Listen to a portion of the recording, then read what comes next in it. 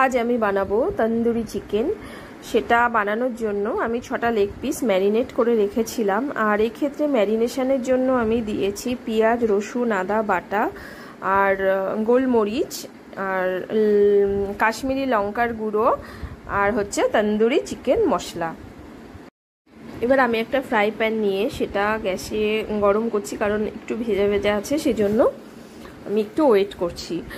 এবারে আমি দেব খুব সামান্য একটুখানি তেল, হাফ চামচেরও কম দেওয়া যায়। সেটা আমি একটু চারদিকে ভালো করে ছড়িয়ে দিলাম। ছড়িয়ে নেবার পরে তেলটা একটু গরম করার জন্যই ওয়েট করছি।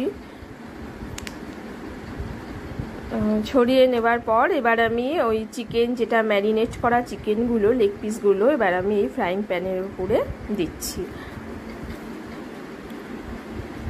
আর যে মশলাটা ছিল ওই বাটির ভেতরে, সেগুলো আমি এই চিকেন পিসগুলোর ওপরে ওপরে দিয়ে দিচ্ছি। আর এক্ষেত্রে তেল খুব একটা বেশি একদমই লাগে না। এবার দিয়ে আমি একটু ঢেকে রাখলাম। ঢেকে রাখার কিছুক্ষণ পর আমি এবার একটু তুলে দেখছি যে কতটা সেদ্ধ হয়েছে, আর একটু জলও বেরিয়েছে। তো এবার এই জলে জলেই পুরোটা সেদ্ধ হবে। আবার আমি একটু ঢেকে রাখলাম। তো ঢেকে রাখার পরে আবারও তুললাম, তুলে দেখছি সেদ্ধ হয়ে গেছে।